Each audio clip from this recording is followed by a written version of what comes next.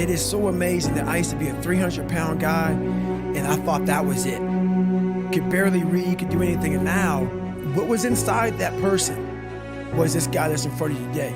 That's how scary the mind is. And that's what I started realizing through this journey, is that once I got a taste of, wow, man, I haven't even cracked. I haven't even begun to crack what the mind is capable of.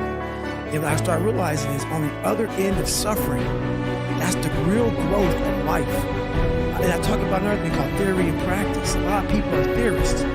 These smart guys that read these books, and they sit down, they tell you what the mind is supposed to do. And a lot of us listen to them. It becomes like, this is it, man. This old man who has been studying the mind forever, this is the cap that we have. By being a practitioner, I went out and realized, wow, these guys are so wrong, man. The mind has capabilities that are so unknown, and I found that through suffering. And there's a whole other world on the other end of that. But this is what it is. This is what I figured out. I was so afraid of myself that I had to figure out, I became a master of my mind. People, when you're afraid of something, you have to master it. That's how you start to overcome it. So what I realized, when I get to that point where I want to quit, everybody, they get to the point where they want to quit. This is what happens. The mind tells you, let's go home. Let's take a warm shower. Let's get some food. This is not right. This is that. If you cannot answer the questions at that moment, because your mind's going to start giving you all these questions, and if you can't answer them, you're going to quit.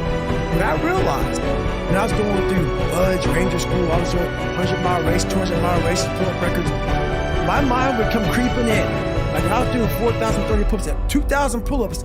My mind said, look, brother, we've done all these other things. You've proven yourself. You're good. If I didn't have the answer to respond to my mind and say why I'm here, why I'm doing this, you will always lose that fight. You have to have the response to what your mind is going to tell you. And another thing about that is self-talk.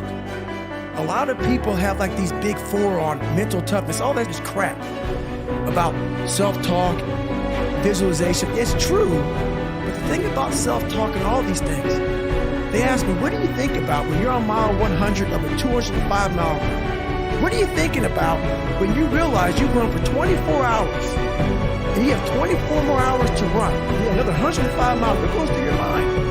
What do you say to yourself? I want to know.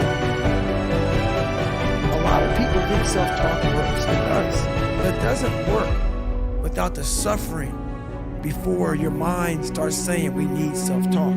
So what I tell myself is I go back to the months and years of preparation to get to that day. And I'm telling myself, it's 3:30 in the morning, and I'm looking at my shoes, and I want to go out there and run 30 miles. I have to, in that second, in that moment of this self-talk, my mind saying, you got to find more, you got to find more.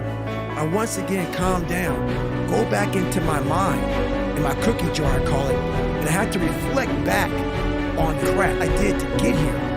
And that becomes my self-talk. Self-talk does not work unless it is real. Most of us lie to ourselves in the self-talk. It doesn't work. It has to be real. It has to be something that you've done to make it really work.